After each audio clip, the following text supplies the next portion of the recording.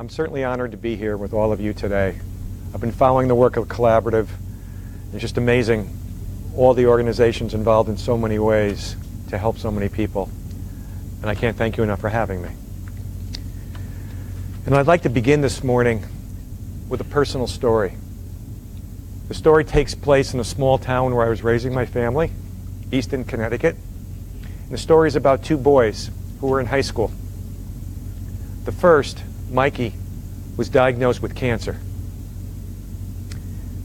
As you'd expect, his parents looked for medical care for their son, and they were easily able to find the highest quality medical care, all based on proven science. Mikey's parents told their friends about what Mikey was dealing with, and our entire town rallied behind Mikey and his family. I remember parents came to their home with cooked meals, drove carpools. The kids in our elementary school helped bake sales on the weekends for Mikey and his new charity for cancer research. And the whole time Mikey was sick, he received all the love and compassion that anyone with a disease could ever ask for, or deserves. Well, 2 streets away, my son Brian was also struggling with a disease. But for Brian and our family, it was different. We also looked for medical care for our son, as Mikey's parents had. But we couldn't find any that was based on proven research. We struggled. I didn't tell too many of our friends of what Brian was dealing with. To be honest, I was ashamed. I was embarrassed, and I felt like a failure as a father. And our community didn't rally behind us. No cooked meals, no carpools. But even worse, when I think back at those days, when Mikey came home to visit, he found the bake sales for him. When Brian came home to visit, it was just silence. The disease my son struggled with was addiction. Over 8 years, Brian went to 8 different treatment programs, and every one was different, except for one common element. Not one of them treated my son with protocols that were based on science. At one program, when I asked if they were also treating Brian for his anxiety, they looked at me like, "Are you kidding?" No, Brian needs to reach his higher power and be more disciplined. At another program, I found out afterwards that he was forced to scrub toilets with a toothbrush to build his character. At another program, Brian relapsed. And instead of then working with us to find an appropriate level of care, he was put out onto the street. It took us 3 or 4 months to find him. Finally, on Brian's 7th treatment program, the doctor prescribed Suboxone. And all of a sudden, the old Brian was back, smiling, hugging me, happy, enthusiastic. But then that treatment program recommended an outpatient program for his continuing care. And his first day there, the psychiatrist met with Brian and said, "We don't believe in Suboxone. No medications. You have to get off it." I can go on, but I suspect many of you have heard these stories. These years were so difficult. Brian tried his hardest. I remember visiting him in a treatment program once in Florida. I flew in late the night before, and I got up early the next morning. Frankly, I just wanted to watch him sleep. I hadn't seen him in 3 or 4 months. And I walked into his room around 7:30 in the morning. I couldn't believe it. The light was on. For Brian, that was really, I can't believe it. And there he was on his bed, reading his treatment plan. And as I walked into the room, he heard me, he looked up, that big smile of his. Excuse me, do I have a clicker?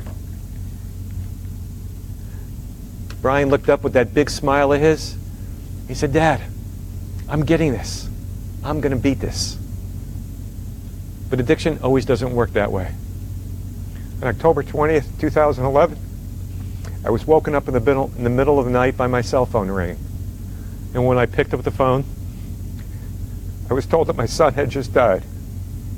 He was 25 years old, and he hadn't used a substance in 15 months. And even more tragic, it wasn't just addiction that took my son's life. It was the feeling of shame he had every morning when he opened his eyes, a feeling like an outcast, that caused him to wake up that morning, and the history on his computer shows he researched suicide notes, wrote a note of his own, lit a candle, and took his own life, alone. And ever since that day, I've continually asked myself the same question. If both boys had a disease, why are these stories so vastly different? Science tells us that addiction is a disease just like any other, but so many in our society disagree. They say those with this disease have a character flaw, and they and their families are isolated, judged, stigmatized, and silenced. Mikey was a patient, and Brian was an outcast.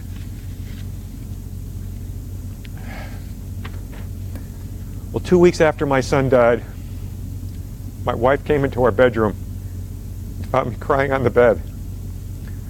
I thanked her for having framed the Serenity Prayer and placed it on my nightstand, and told her the only thing that was keeping me alive was reading hour by hour that first sentence. God, grant me the serenity to accept what I cannot change. But as the weeks and months went on, I started reading and thinking about that second sentence. The ability, the courage, the ability to change the things we can. And with that in my mind and Brian in my heart, I began to think about what could be done to spare others. And as I did so, I was destroyed all over again when I learned in the decades prior to my son's death that our National Institutes of Health had given tens of billions of dollars of grants to researchers all over the country. And those researchers had successfully created, many of you in here today, had successfully created a body of knowledge that had proven without any doubt to be able to substantially reduce the number of our kids who ever use drugs in middle school and high school and ever become addicted. And they'd also created a body of knowledge which again had proven without any doubt through randomly controlled trials to be able to improve outcomes for those who were in treatment. Yet all this information was sitting in peer-reviewed medical journals, and hardly any of it was being used. As a father who had just lost his son, I was destroyed. As someone who had spent his career in business, I just couldn't understand it. You had information today, and it was not being used? How could this be? It quickly became clear to me what the answer was. That for every major disease in this country, there was one well-funded national nonprofit leading the fight to protect our families, ensuring that information that was proven to work was getting implemented, leading the fight in states and federally to get policies changed that make common sense, ending shame and stigma, and providing information, support, and hope for so many. Except no such organization existed for addiction. Knowing this, I soon left my business and have dedicated the rest of my life to this cause. And from this, our organization, Shatterproof, was formed. And it was formed with a vision that our society will look this disease straight in the eye, prevent it and treat it with love and with empathy, and with programs based on science, just the way we do for any other disease. As I stand here today, there's no question I miss my son every hour of every day, every minute. But there's also no question that I feel blessed in so many respects. I've had the opportunity to meet such wonderful people all across the country. And together, we've worked together and helped so many people and saved countless lives. And that feels good. The first phase of our impact has been in public policy. We've drafted legislation in 15 states, which is already saving thousands of lives, and worked together with many organizations, including many of you in this room, to successfully influence common sense federal policies. We've also created the largest event series in history for addiction. Our Shatterproof Rise Above Addiction walks and runs. Events that we're holding in communities all across our country, where we're bringing families together to support each other and to begin a dialogue of how we can work together to create change and help others.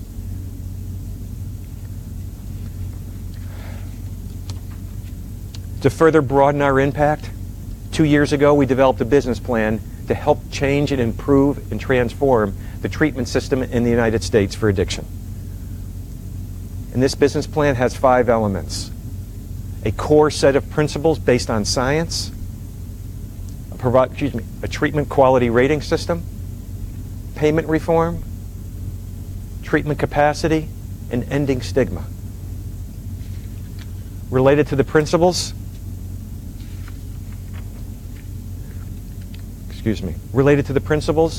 we partnered with Pew Charitable Trusts, and together, working with the Surgeon General report as our source document, drafted a set of principles that make common sense, that are all based on science. A core set of principles that should be in every treatment program in our country, whether it's treating someone for opioids or alcohol, inpatient or outpatient, adolescent or adult. As Assistant Secretary Gerard said or mentioned, using this crisis to create systemic change. This system is not just for opioids. We're using the attention now to create a system that will transform treatment for decades, for all forms of addiction. Related to the core set of principles, as I mentioned, they were based on the Surgeon General's report, but also recognizing the critical role that health insurers must play in transforming addiction treatment. We brought together a year and a half ago 16 health insurers in this country, including the largest 6 in behavioral health care, and brought them together for a landmark agreement where each of these insurers agreed to identify and reward care consistent with our national principles of care. With the principles completed, that's only a baby step. The next thing is to make sure that all other 4 domains of work are accomplished simultaneously to ensure implementation of these principles of care. Related to treatment quality ratings, the first of the 4 that now need to be accomplished. As most of you know, in 2006, the Institute of Medicine published a report improving quality of health care for mental and substance use conditions. The report recommended, and I quote, reaching consensus on and implementing a common, continuously improving set of quality measures, and that participants should require submission of the quality measures, require validation of the measures, ensure display of the measures and their results, establish models for use of the measures, and continual review of the measures to ensure their effectiveness. Shatterproof is now implementing these recommendations with a simple model to ensure the improvement of care for the treatment of addiction for more than 20 million Americans. Provide information to providers so they can learn from each other, and use market forces to drive demand, which will certainly improve the quality of care. To further implement these recommendations, we first formed a quality measure committee to draft a set of measures. I'm sorry, this is, I'm going to put. We first formed a measure committee to draft these set of quality measures. We then secured $5 million in funding to pilot these measures. My sincere appreciation to our funders, 8 of those, including Arnold Ventures, Robert Wood Johnson Foundation, Aetna, Anthem, Beacon, Cigna, Magellan, and Optum. We then secured commitments from each of the funding payers to provide commercial claims data to inform our ratings and engage treatment programs in their networks in our pilot states. We also secured commitments from 5 pilot states to pilot our rating system and provide Medicaid data to inform our ratings, and also engage providers in their states to engage with our pilot. We then retain Research Triangle Institute as our data contractor. We then retain National Quality Forum to convene an expert panel to review our measures and recommend a final set on how to go forward. And next month, we will be performing feasibility testing on our measures with a limited set of payers and providers in just a few states. And once the feasibility testing is complete, we'll gather all the information from both claims data, providers, and consumers in these 5 states and publish our ratings for the first time early next year. We will then, once it's up and running, make adjustments and begin a phased rollout across our country. I'd like to highlight 2 insights from our expert panel convened by the National Quality Forum. Number 1, there is no expectation by the expert panel or by us that this is going to be perfect in our first pilot. It's a pilot to see what works and what doesn't work and make continual improvements. But number 2, this system is desperately needed and is a great starting point to improve the quality of care for 20 million Americans. And it's my sincere hope it can also serve as a resource to many of the stakeholders in this action collaborative.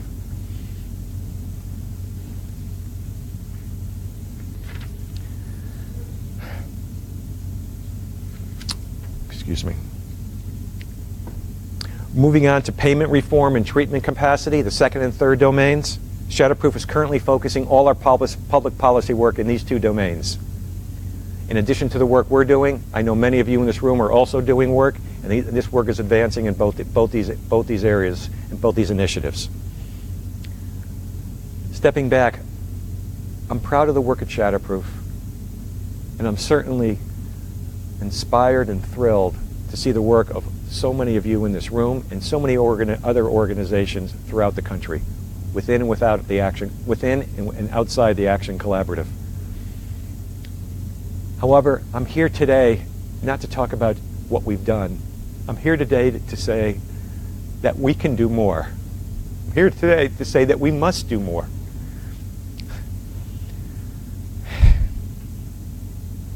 I'm here this morning to ask for your help in what I believe is our most important and difficult obstacle that we must overcome. We don't ask cancer patients to line up in public shaming rituals to get their chemotherapy. We don't tell someone with heart disease that if you run into an issue and you go see a doctor, that only 1 in 3 of those doctors will even offer the medication that could potentially save your life. We don't tell someone with diabetes, because you have this disease, you can't get a job. We as a society need to change the way that we think about this disease, the way we speak about it, the stigma we attach to it.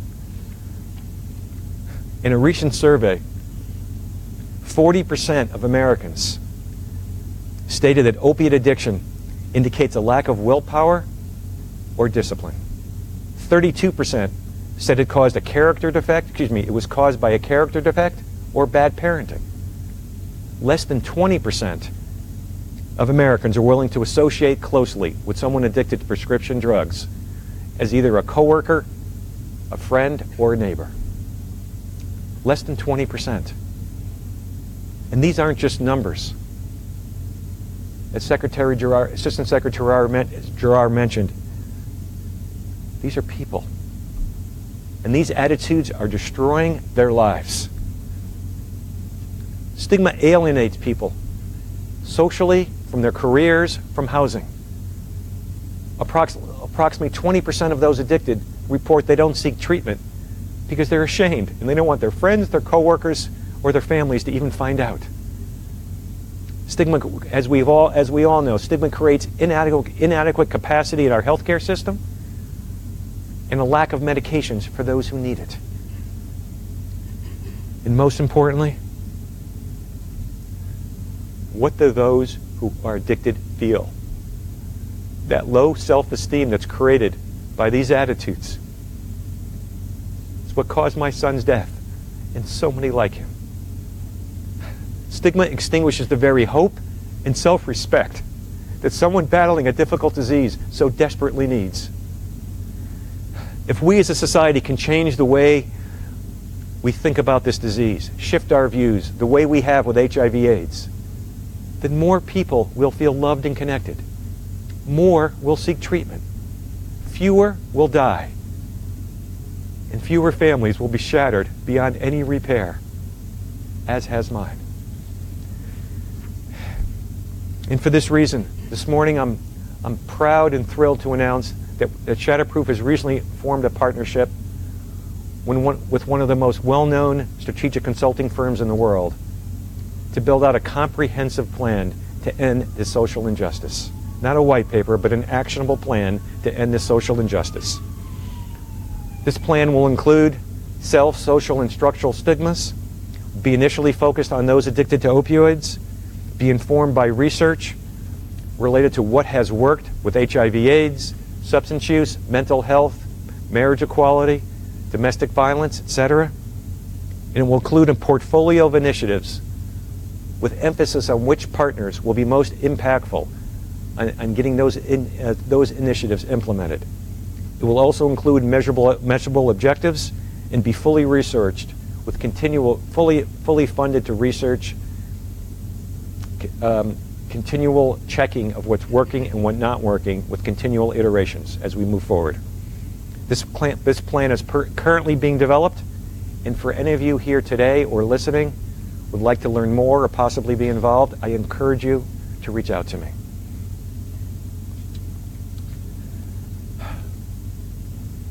I often think of my son's last visit home, which turned out to be 4 months before he died. On that last day, we had a great day. We played golf. I beat him with a 20-foot putt. We had a family barbecue. And that night, after everyone went home, it was just the two of us on the back porch talking. Started out talking about what he always wanted to talk about, the Giants and Eli Manning. And then the conversation turned to his recovery. He looked at me and he said, "Dad, I wish that someday people would realize I'm not a bad person. I'm a good person with a bad disease. And Dad, I'm trying my absolute hardest." Well, that was 7 years ago.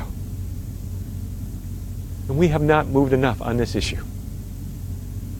Just since I've been up here now, 10 others have died. 10 other American families are in a cemetery today burying their child. It's time for us to work together to move addiction out of the shadows and into our hearts. I can't imagine a more perfect expression of humanity. Thank you so very much. Thank you.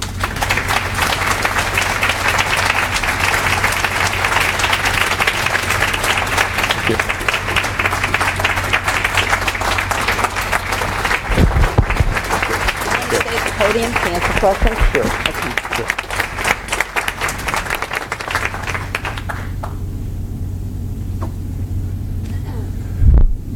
I think you all understand why we invited Gary to speak here today. Gary, thank you. I cry every time. We're going to open this up for questions. I'm going to take the first shot, and then we're going to look, so to speak, and then we're going to open it all up to you.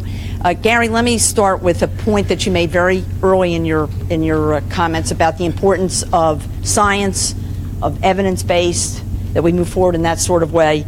You talked a little bit about the provider rating system and what happened with your own son, that he went to a number of different places with no evidence-based program in place. Right. Tell us a little bit more about the provider rating system that you're developing and how you think that's going to address this very issue that you've brought up. Sure. If we think about If we think about CMS Hospital Compare, you want to send a loved one to a hospital, you go to CS Hospital Compare, and you can see the different rating systems of different hospitals, or Leapfrog rates hospitals, or nursing home, CMS Nursing Home Compare. Or you want to buy a car for your 18-year-old, and you want to make sure it's a safe car, you go to Consumer Reports. But we all know that you want to find a treatment program for your loved one, you have no idea which treatment programs are delivering quality care and which ones don't. Insurance companies don't have the information they need to determine who should be in their networks and who shouldn't. And providers don't have the information to learn from each other. So that the simple solution, we believe, is to create a quality rating system, not just rating providers, but broaden it to a quality rating system, to gather information from 3 sources: claims data, information we can get from providers and audit, and consumers, patients.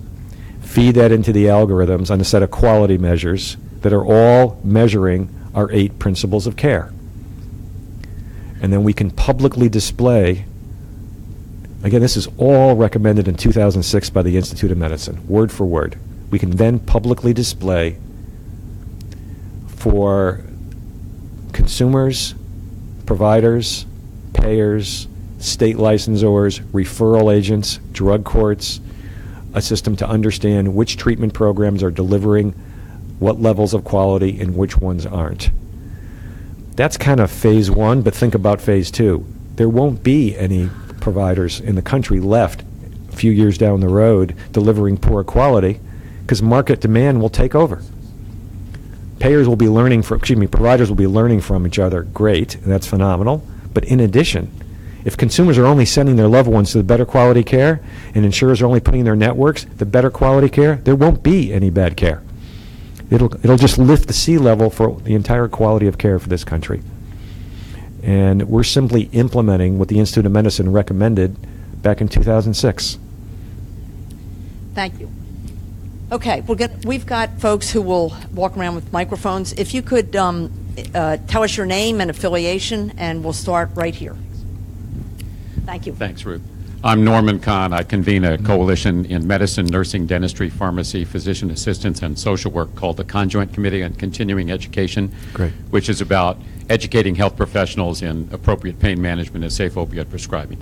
So I recognize your Right. loss, Gary, and I Thank you. appreciate the work you're doing to try to Right. help others prevent it. I have a very specific question when it comes to injection drug users. Yes. You talked about an evidence base. There are many countries that use safe injection facilities, supervised injection facilities, and Right. have some data, Canada in particular. Do you have an opinion? Does Shatterproof have a position on safe, supervised injection facilities? Sure. Shatterproof's opinion is not mine. It's simply, we follow the science. We follow the research. It's that simple. And if there's research shows, which I know there is, for this particular issue, safe injection sites, then we are for it. Because I know the research supports it. And it's just stigma that's holding it back. It's back to where I began and ended in my presentation. If we can change the way that we view this, safe injection sites will be in many locations around the country and save people's lives.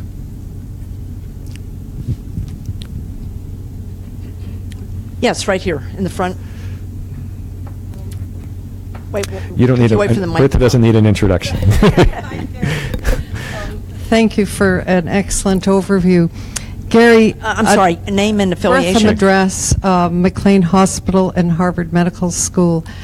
A number of years ago, Nora Volko and I testified in front of Congress on the prescription opioid problem. This was around 2006.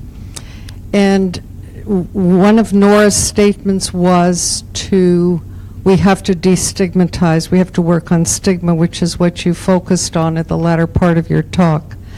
One of the congresswomen who was sitting questioning us or interrogating us looked at Nora and said, if we destigmatize, how are we going to stop drug use? And I felt that the answer was probably quite apparent, but it was an awkward moment at that time. I'm wondering, based on this interaction, Sure. how would you answer it? Great question. And Bertha actually helped build our business plan back in 2013, so great to see you again. Back in 2012 and 13. I would answer it 2 ways. Well, first of all, a little background. I spent 2 hours on just yesterday morning with the CEO of the Truth Initiative, who we all know has been very successful preventing teens from using cigarettes and is adding the opioid epidemic into their portfolio. And they recently ran a campaign which is working for prevention, but it's stigmatizing. And so we spent a lot of our conversation talking about if we are going to partner together, there has to be a reconciliation of the two, because clearly their current campaign is stigmatizing, but it also is preventing kids from using opioids. So how do you reconcile the two? Again, I go back to the science. I learned all this in 2012 when you and I met, and in 2013, and we learned it. You were teaching me all this stuff, and it comes back to what works in preventing kids from using drugs. I suspect many of you know. It's not about educating them about drugs. It's raising healthy children. It's programs that fit into the framework of healthy resistance programs, life skills, strengthening families. It's not about drug education. It's teaching kids how to deal with issues and live a happy and healthy life. And when you do that, it's not only lower drug use, but it's also higher grades, higher graduation rates, less criminal justice. It's raising healthy children. So I would look at it holistically related to that. Related to prescription opioids, to be honest with you, I challenged Truth Initiative when they started this campaign targeting youth. I think we should be targeting prescribers. I had a friend just 3 months ago, my age, had a partial knee surgery, went to hospital special surgery. This is a well-known facility. They gave him 20 days of OxyContin, didn't tell him the pills were addictive, could be addictive, didn't tell him he would probably only need 1 or 2 days, didn't tell him what to use with unused pills. This is 3 months ago. I think a lot of education needs to be with providers versus kids, and let's raise healthy kids. That's what the science, again, this is not about me, this is what the science shows, which I suspect you know 100 times more than I do. So thank you for asking the question. Yes, in the middle, right there. I'm Bev Johnson. I'm President and CEO of the Institute for Patient and Family-Centered Care. Thank you for sharing your story, and thank you for the work that you do. Our work is to foster collaboration among patients, families, and healthcare disciplines across all the disciplines. And I serve on the working committee around professional education for this collaborative. I'm wondering, with your wonderful, important work you're doing, whether you have reached out to involve people like yourselves with lived experience and seek to create ways for them to be involved in interprofessional education. We did this in the HIV/AIDS epidemic, where people infected and affected by the epidemic taught professionals how to communicate, how to build systems of support, how to decrease the stigma. But we're not doing that with this epidemic. All across our academic programs, I don't see it happening in the same way. And I'm wondering if either part of your stigma reduction campaign or even your campaign to build quality in treatment programs can reach out and encourage this kind of partnership and collaboration with individuals and families affected by the epidemic. With individuals and families who? Pardon? What was the last couple words? That you would foster collaboration in the quality improvement work in addiction centers, that they be patients and families be part of the improvement teams. 100%, absolutely. As I mentioned in one of the last slides, we're focused on 3 stigmas: social, self, and structural. Structural includes the healthcare system, the criminal justice system, the education system, et cetera. And we've identified right now 72 published articles of interventions that have proven to work in these areas in the last many years related to HIV/AIDS, substance use disorders, mental health, et cetera. And we're building out in this plan now solution spaces for each of these areas of what has worked, and it'll be further informed with experts of social change, and it'll be further informed with our partners as we bring them on to finalize a plan of solution spaces, and then identifying partners to implement each of these areas. And absolutely, this is not just about social stigma.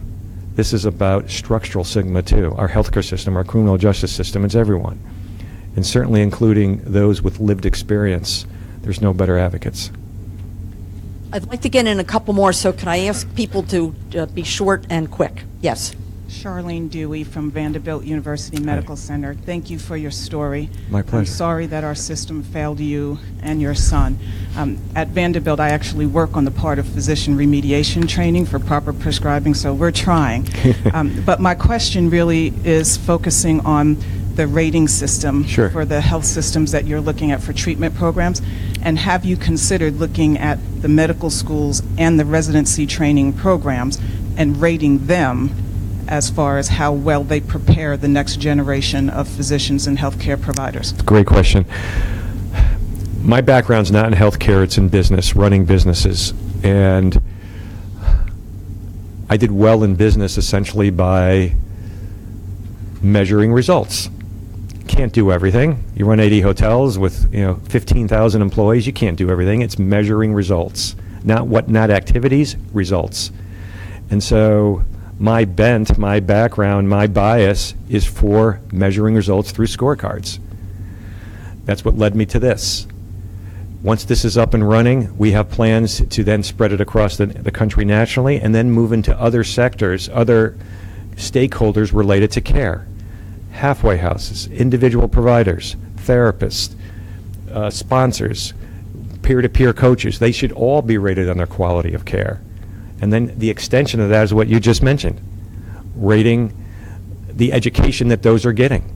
Massachusetts is the first state in the country where in all their medical schools and nursing schools in the state of Massachusetts, professionals, doctors and nurses in school before they graduate must get training in addiction treatment, in addiction, both prevention and treatment. That's in our public policy agenda. We have 4 issues that we're focused on this year. That's one of the 4, getting that spread to other states. And creating a scorecard of that so we can say which states are doing what and which ones aren't. It's not just to scold people, but it's to celebrate the ones that are doing well and create an environment where people can see what each other is doing and learn from each other. Absolutely. One last question. Yes. Hi, I'm Scott Weiner. I'm an emergency physician in Boston and Massachusetts. Right. I'm here representing the American College of Emergency Physicians. So my question is actually about the buprenorphine waiver. Yes. A couple of years ago, I actually did the course, and because I saw what a difference I could make in someone's life by even just a small prescription from the ED. But it's still, you're talking about stigmatizing the treatment of this disease by making providers take an 8-hour course or even a 24-hour course just seems ludicrous to me. Is this something that's being worked on by Shatterproof as part of your advocacy? It's something on our list to look into, but we're not working on that one yet. I hear differing opinions. And I looked at this a couple of years ago, and I heard opinions on both sides, and it didn't rise to the priority list. The 4 issues we're working right now in states is ensuring that state Medicaid and commercial insurers in each state are getting rid of all the prior authorizations related to the 3 medications. That's our number 1 issue. We also want states to expand, to mimic what Massachusetts has done with with professional education. We're also working on licensing. In the state of California, we got a bill passed last year that requires every treatment program that's licensed that is residential to follow certain evidence-based practices. We're working on a bill this year to expand it to all treatment programs, not just residential. Those are the things that we're focused on right now, but this is on our list to look into. Gary, the prerogative of the moderator. One last question. Sure. In terms of the collaborative as a whole, Sure. What would be the one thing, what one call to action that you would have for the collaborative as a group? Great question. I've looked at what the working groups are doing, and I think that's wonderful, and that's going to result in change in each of those 4 areas. The one area that I didn't see specifically highlighted was the title of my remarks, what I view as the most important and difficult obstacle, stigma. So if those that would, through the distribution channel and awareness created by all the organizations you're working with, we are going to need partners to execute the solution spaces that we're identifying right now. And so if the collaborative could help us get the word out about what we're building right now, this plan related to all three forms of stigma, social, self, and structural, and encourage people to reach out to myself or others within Shatterproof, that would be a wonderful call to action. And I think we all agree how important stigma is. It's the soft thing related to all the factual things that the collaborative are doing.